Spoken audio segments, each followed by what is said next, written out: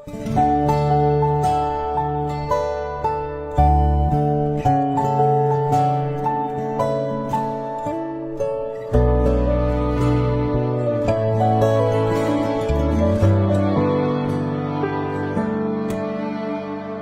dias. Mateus, capítulo de número 8. Quem achou diz amém? Amém. Mateus 8, versículo de número 1 diz assim: E descendo ele do monte, seguia uma grande multidão. E eis que veio um leproso e o adorou, dizendo: Senhor, se quiser, pode tornar-me limpo. E Jesus, estendendo a mão, tocou-o, dizendo: Quer ser limpo? E logo ficou purificado da sua lepra. E disse Jesus: Olha, não digas a ninguém, mas vai e apresente a oferta que Moisés determinou, para que ela lhe sirva de testemunho. Amém? Glória a Deus. Você pode tomar o seu assento, dando glória para Deus. Deus está aqui nessa noite. Glória a Deus. Queridos, eu quero ser grato a Deus por retornar a essa cidade abençoada. Se não me engano, é a minha terceira ou quarta vez aqui. Louvado seja para a vida do casal, o bispo Kleber e a nossa apóstola Eita Jesus Luciana. Amém? Deus abençoe esse casal tremendamente. Eu sei que o povo está cansado, já são quase 10 horas, mas prometo que eu não passo da meia-noite. Ok? Eu tenho aqui o primeiro livro do Novo Testamento, chamado de Evangelho de Mateus.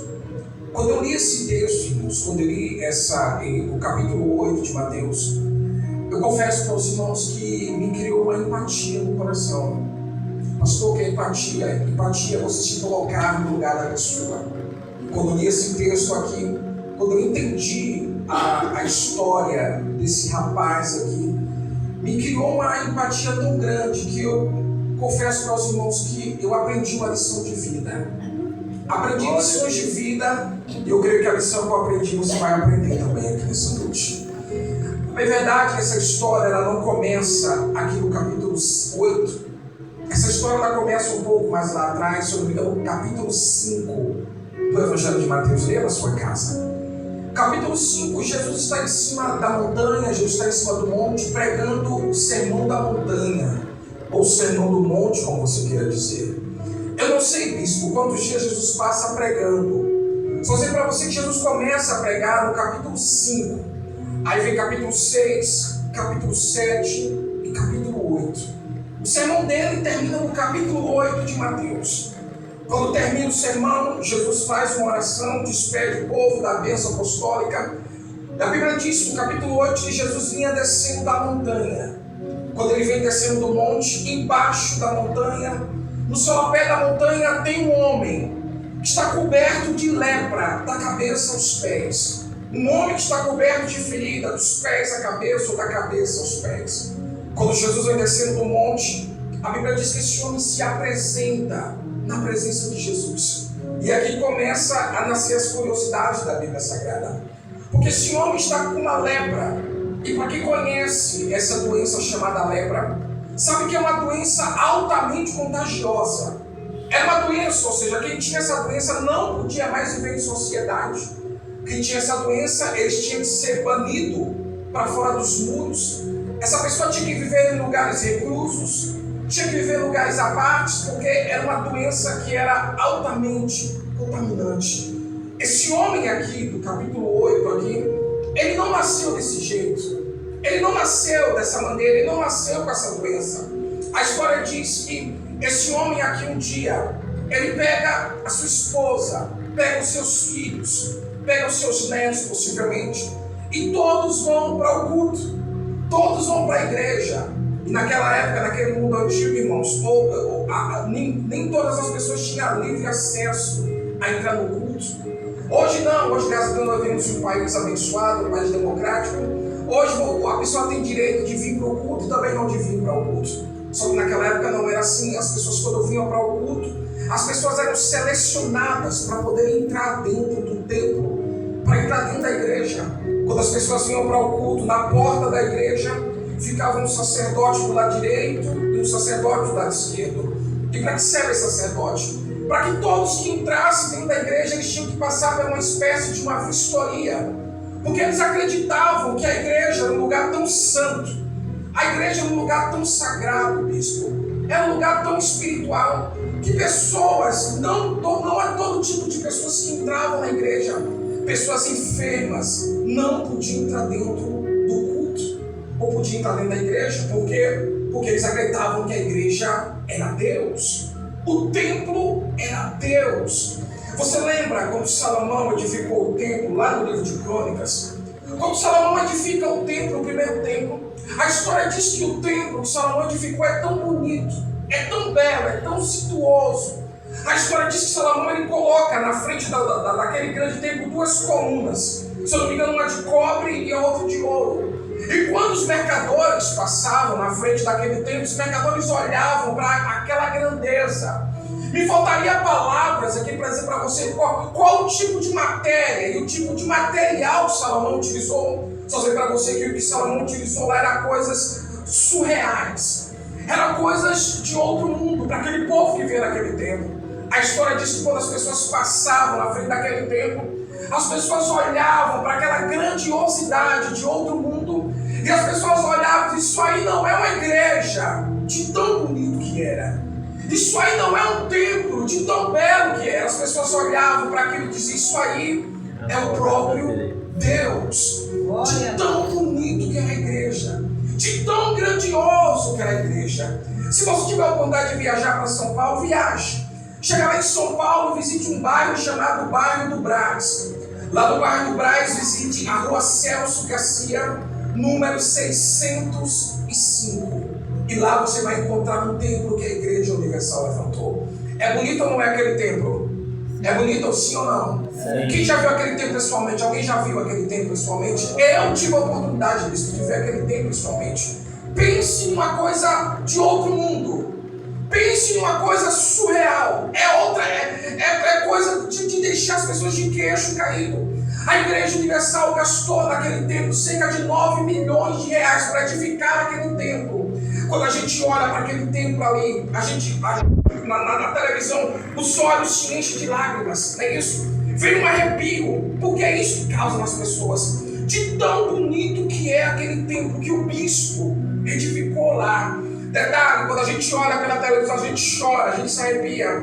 Mas aquilo ali que o bispo edificou é apenas uma cópia, é apenas uma réplica daquilo que Salomão edificou lá no meio do deserto. Se a gente se arrepia vendo aquilo que o bispo levantou, se vem lágrimas nos olhos, vendo aquilo que edificou, imagine você vendo o real. Imagina você ver o templo original que Salomão edificou. As pessoas olhavam para aquele templo e diziam: isso não é um templo, isso é Deus. De tão bonito que era o templo. E essa história de que o templo era Deus, se passaram os anos, os séculos, os milênios, e chegaram aqui até o Novo Testamento. Capítulo 8 de Mateus. Esse homem um dia vai para o culto, pega a sua esposa, pega os seus filhos, seus netos e vão para o culto.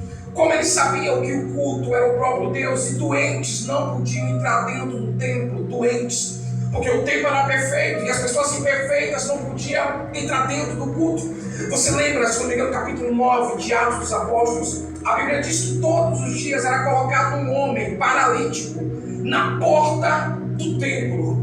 E a minha pergunta é essa: por que não colocavam aquele homem dentro do templo?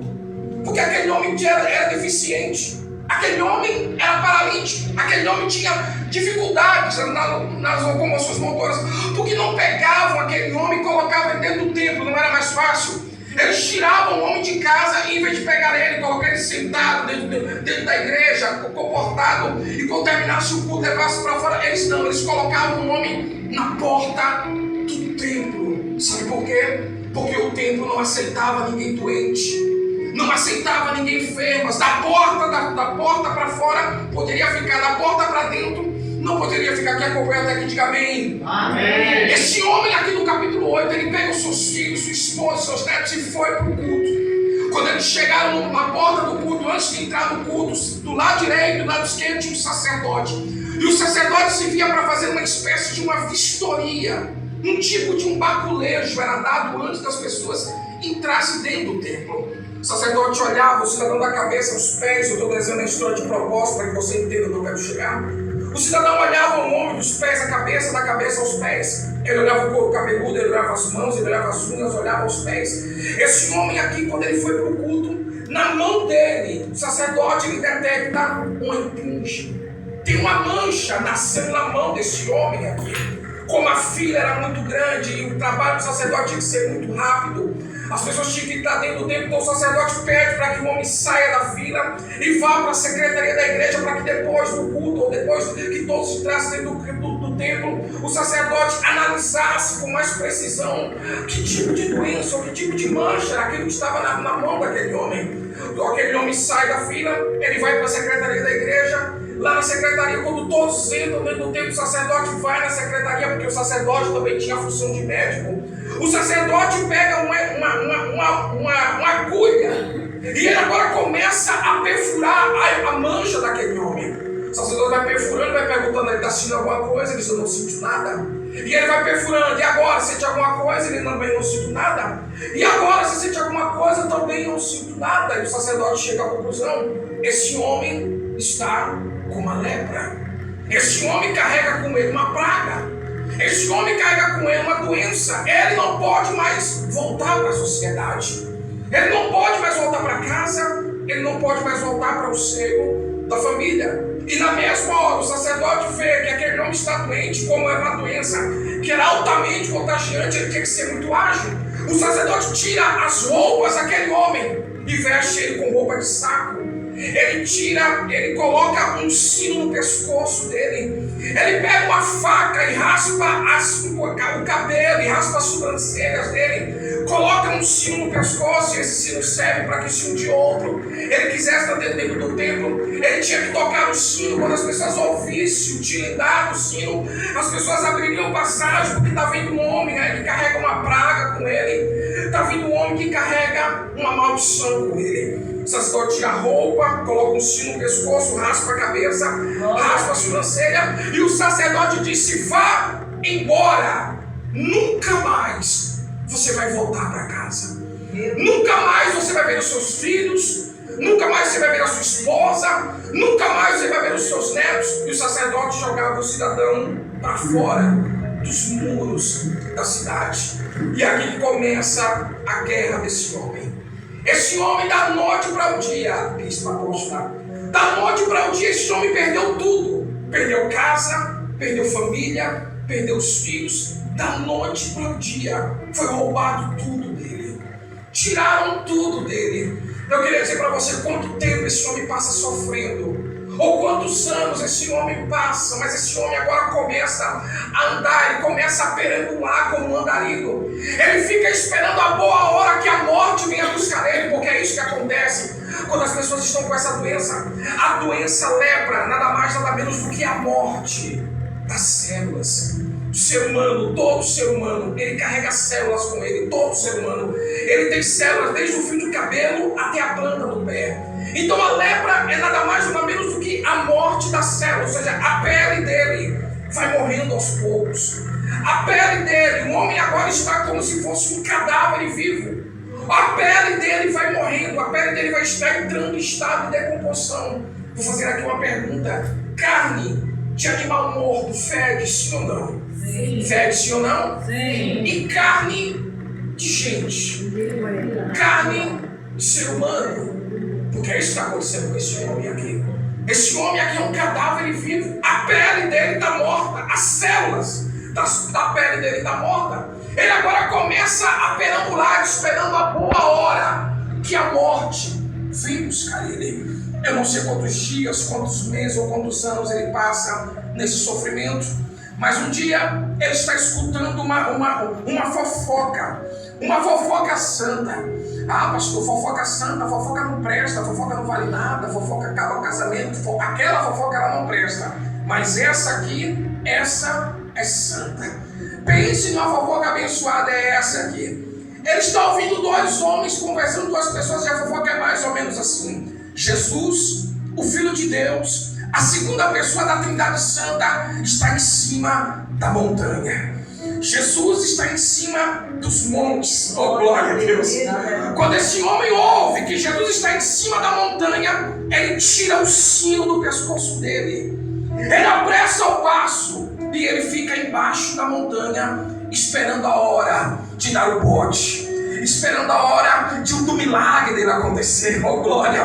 Capítulo 8, Jesus vem descendo de cima da montanha. Quando Jesus desce da montanha, aquele homem se aproxima de Jesus. E é aqui que eu acho a parte mais linda desse texto. Quando ele fica frente a frente com Jesus, ele não xinga, ele não cospe, ele não dá bofetadas no rosto de Jesus. Pelo contrário, quando ele fica frente a frente com o Senhor, a Bíblia diz que ele dobra os joelhos e começa a adorar a Deus. E é aqui que eu quero que você aprenda uma lição de vida com esse homem. Eu estou contando para você uma história de um homem que perdeu tudo. Eu estou contando para você uma história de um homem que não pode mais voltar para casa. Perdeu família, perdeu filho, perdeu esposa, perdeu neto, perdeu o direito de voltar para casa. Mas quando ele fica frente a frente com Deus, ele começa a adorar a Deus. Aleluia. Eu não sei o que está acontecendo com você. Eu não sei o que aconteceu com você, sei lá, de 2025 para cá. Mas Jesus colocou essa mensagem no meu coração. Jesus manda dizer que independente do que esteja acontecendo, independente do que você esteja passando, independente do vale que você esteja cruzando, das batalhas que você esteja afrontando, aprenda uma lição nessa noite com um homem que está mais morto do que vivo. Aprenda uma lição com um homem que está comendo o pão que o diabo está amassando. Ele está ensinando uma lição para nós nessa noite. Está sofrendo, está desempregado, está comendo o pão que o diabo está passando, roubaram tudo de você. Aprenda uma lição. Adore a Deus. Adora que as coisas melhorem. Adora que Deus muda o cativeiro. Adora que Deus tira de baixo e coloca você por cima. O segredo está aqui. O segredo não é falar mal. O segredo não é xingar. O segredo não é largar a igreja. O segredo não é largar Jesus. O segredo é adorar a Deus. Tem coragem? Tem coragem de adorar? Pastor, o senhor está falando, falar é fácil, difícil está na minha pele. Falar é fácil, difícil é ser eu. Eu estou contando a história de um homem que não está com a vida ganha. Ei, amado, esse homem aqui está sofrendo. Esse homem perdeu tudo, perdeu a casa, perdeu a família. Ele não pode mais voltar para casa. Ele está esperando a boa hora que a morte venha buscar ele. Ele está andando de um lado para o outro. Ele está se alimentando das latas do lixo. Ele não pode mais voltar para casa, mas assim mesmo ele está dando glória para Deus. Assim mesmo ele está adorando a Jesus. Tem um louvor que eu gosto demais desse louvor. Esse louvor diz mais ou menos assim. Ele diz assim: tu me adora e eu visito a sua casa. Tu me adora e eu visito a tua família. Tu me adora e eu visito a tua saúde. Tu me adora e ninguém mais te humilha. Tu me adora e eu expulso os demônios. Tu me adora e eu quebro todos os laços. Tu me adora e eu envio anjos para batalhar, para pelejar pela sua vida. Quem vem dessa noite para adorar a Ele? Quem veio para adorar? Alguém veio para adorar, então faça barulho nessa noite. Faça barulho aqui nesse lugar, nessa noite.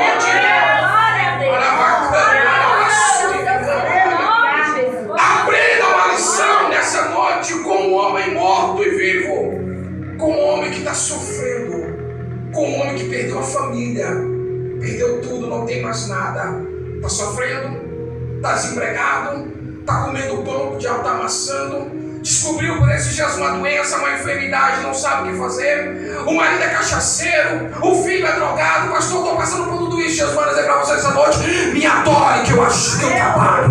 Me adore que eu entro lá naquela casa, pego o marido cachaceiro e transformo a vida dele. Me adore que eu entro lá naquela boca de fumo, pego o garoto, coloco ele na minha casa e transformo ele num pregador, num missionário da minha casa. O segredo é adorar. O segredo é adorar a Deus. O segredo é adorar. Aleluia! É só isso. Ah, pastor, mas o segredo não é vir para a igreja com a roupa mais bonita? Não. O segredo não é vir para a igreja dar o dízimo mais alto? Não. O segredo não é vir para a igreja com uma perfume mais perfumado? Não. O segredo é só adorar Ele. É só isso que Ele quer. Ele não pede nada, ele não pede muita coisa, ele só pede: me adore. Me adore, eu trabalho em prol da sua vida. Me adore, eu tiro você de baixo e coloco você por cima. Vou adiantar aqui essa história. Esse homem vai para debaixo do monte. Já perdeu tudo mesmo. Ele vai para debaixo da montanha e quando ele fica frente a frente com Jesus, ele não xinga. Mas ele tinha 1001 motivos para xingar Jesus. Mas ele não xinga. Esse homem tinha 1001 motivos de levantar a mão e dar um tapa no rosto de Jesus. Mas ele não deu um tapa. Esse homem tinha 1001 motivos de pregar na gravata do Senhor. Mas ele não faz nada, pelo contrário. Ele dobra os joelhos e começa a adorar a Deus. A minha intenção nessa noite é despertar de você um sentimento de adoração. A minha intenção nessa noite é despertar de você, quem sabe, o sentimento que está do morto. Se está morto, nessa noite, ele ressuscita nessa noite. Eita glória! Quem sabe está adormecido, se está adormecido, Jesus vai te dar um chacoalhão aqui nessa noite. E esse sentimento vai acordar. Você vai voltar a adorar a Deus como você adorava antigamente. Você vai voltar a cantar como você cantava antigamente. Você vai voltar a glorificar como você glorificava antigamente, porque nada ainda está perdido. Pastor, já era, acabou, é game over, está tudo perdido. Não, nada ainda está perdido. Ainda tem esperança ainda. Jó disse que ainda há esperança para a árvore se for cortada. Se a árvore for cortada, ainda existe esperança para ela. Se a árvore que já foi cortada e perdeu tudo, se tem esperança para ela, então também tem esperança para você nessa noite. Adore a Deus. Adore, que eu estou vendo ele entrando na sua casa nessa noite. Adore, que eu estou vendo ele entrando pela porta da frente. Os demônios estão batendo em retirada nessa noite. Chucaveira, Zé Pilintra, Zé Pilantra, Maria Mulambo, Preto Velho, Branca Rua, Gospel, Damião. Eles estão batendo em retirada nessa noite, porque a vitória é sua. A vitória é sua. Quem crê, quem crê, quem crê. Ai, não faça barulho nessa noite. Adora a Deus. É o remédio. Adorar a Deus é a solução para o seu problema ir embora. Esse homem descobriu. Ele dobra os joelhos, ele diz: Senhor, Jesus, se o Senhor quiser, o Senhor pode me limpar. Jesus, eu perdi tudo. Eu perdi a minha esposa, eu perdi os meus filhos, eu estou com a vida quebrada, eu estou arrebentado, não posso mais voltar para casa, eu estou doente.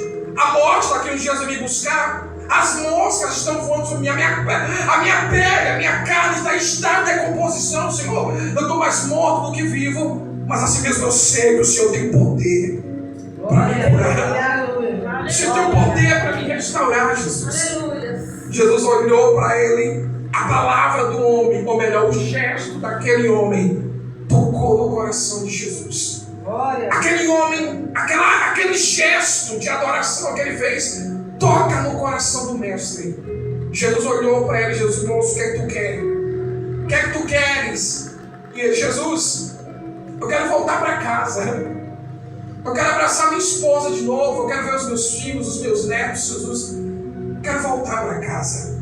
Jesus olhou para ele e Jesus disse: seja feita conforme a sua fé. Aleluia. Seja feito conforme você acredita. Eita glória. Bispo, eu não sei dizer para você se foi de baixo para cima ou de cima para baixo, mas a Bíblia diz que na mesma hora a doença daquele homem foi embora. Glória. A pele daquele homem, as feridas, o corpo dele foi embora. O fedor de carne podre foi embora. As moscas foram embora. E a minha Bíblia diz que a saúde dele foi restaurada pelo poder da palavra de Jesus. Sabe por quê? Porque ele trocou a adoração ele trocou a murmuração pela adoração. Pegue essa ceia dessa noite. Troque a murmuração. Troque essa maneira de você, de quando tudo está acontecendo, você xinga, você esbraveja, você quer largar Jesus, quer deixar a igreja. Não largue, permaneça. É a sua perseverança, é a sua luta, é a sua resiliência que vai fazer o seu milagre acontecer a qualquer minuto. Eu estou dizendo que pode acontecer a qualquer minuto. Pode ser quando terminar o culto. Pode ser melhor antes de terminar o culto. Ou quem sabe o seu telefone pode tocar agora. E do outro lado da linha dizer alguém falar com você, ou aquele que foi embora voltar para dentro de casa. Eu não sei o que está precisando na sua vida, mas o milagre pode acontecer a qualquer minuto. O milagre pode acontecer a qualquer hora. Depende só de você nessa noite. Depende de você. Depende se você tirar essa carinha que está olhando para você aqui, está dando medo olhar para você. Você está com a carinha de poucos amigos. Está com a carinha de velório, está com a carinha de quem comeu giló sem sal. Nós estamos em um culto pentecostal, irmãos. A tristeza ela não passa nem na porta dessa igreja de tristeza. Já diziam os antigos que aonde Jesus está, a tristeza salta de alegria. E se Ele está aqui, então, ela nem passou na porta dessa igreja. Jesus está aqui nessa noite. Alegra-te, alegra-te, alegra-te, alegra-te. Aleluia. Alegra-te. Troque a murmuração pela adoração. Ah, pastor, mas eu estou sofrendo. Pastor, eu fui traída. Pastor, eu perdi o emprego. Pastor, por esses dias eu enterrei meu filho. Pastor, eu enterrei meu pai, enterrei alguém da minha família. Como é que o senhor quer que eu adore?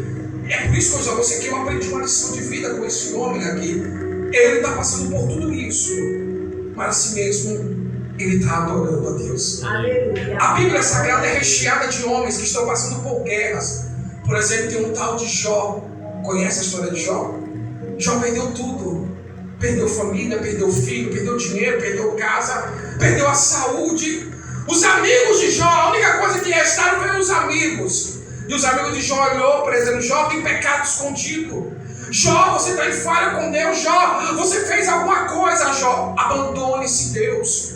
Jó, ele diz: eu não pequei, eu não cometi erro nenhum. Deus me deu e Deus também levou. E bendito seja o nome santo do Senhor. Você está entendendo? Independente do que esteja acontecendo, adore. Adore. Já dizia aquele antigo ditado que quem canta, os males se espantam, é verdade. Quem canta, o diabo bate em retirada. Quem canta, Satanás, ele não aguenta ficar perto de um crente que canta. E para cantar não precisa ter voz bonita. Para cantar não precisa ter uma voz perfeita. Todos que têm fôlego louvem ao nome santo do Senhor. É você cantando e o demônio batendo em retirada nessa noite. É você adorando e os demônios voltando para os quintos dos infernos. É isso que vai acontecer nessa noite, acuno deles. Eu estou ouvindo gritos de derrota do diabo nessa noite. Estou ouvindo os demônios batendo em retirada, porque eles sabem que não tem mais poder sobre a sua vida. Não tem mais poder contra ti, porque você entendeu que no meio da adoração o milagre pode acontecer a qualquer minuto. Pastor, o senhor está pregando, eu estou todo arrepiado. O que é isso? É Deus falando com você nessa noite. Pastor, o senhor está pregando aí, eu estou com a perna tremendo, eu estou com a cara tremendo. O que é isso? É Deus te levantando aqui nessa noite.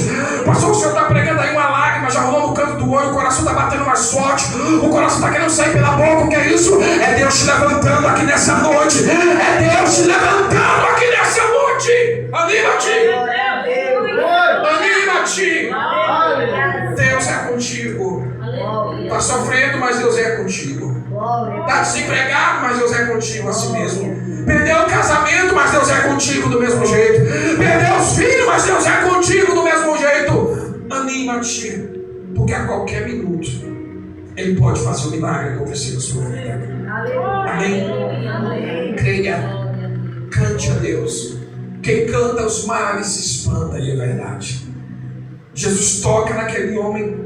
A Bíblia diz que a doença vai embora, a enfermidade vai embora. Eu imagino lágrimas nos olhos daquele homem. Eu imagino Jesus dando um abraço nele. Jesus diz uma palavra que é interessante, bispo. Jesus disse assim: moço, antes de você ir para casa, passe lá no templo, passe na igreja e apresente a oferta que Moisés determinou. Eu perguntei a Deus: por que foi que o Senhor fez isso com esse homem? Esse homem estava muito tempo longe da família, dos filhos, da esposa. Era o certo. O certo era quando ele recebesse o milagre, ele partisse correndo para casa para ver a família. Mas Jesus disse: não, você recebeu a bênção, recebeu o milagre, não vá para casa agora. Antes de você ir para casa, passe lá no templo e apresente a oferta que Moisés determinou. Por que foi que Jesus falou isso? Por que será que Jesus falou isso? Era o certo ele ir para casa para matar a saudade do povo dele. Mas Jesus disse: vá primeiro no templo. Quero ver se você prestou atenção desde o início da mensagem. Quem é que raspava a cabeça do leproso? Quem é que raspava a cabeça dele? Quem é? Quem tirava a roupa dele? Quem colocou um sino no pescoço dele? O sacerdote disse para ele: nunca mais você vai voltar para casa. Nunca mais você vai ver os seus filhos, sua esposa, os seus netos. Aí vem Jesus e disse: antes de você ir em casa, passe lá naquele lugar, oh glória, passe lá naquele lugar aonde disseram que você não ia vencer. Passe lá naquele lugar onde disseram que desacreditaram de você. Passe lá e mostre para eles aquilo que eu fiz na sua vida. Está preparada? Você vai voltar lá naquele lugar, amada. Naquele lugar onde te humilharam.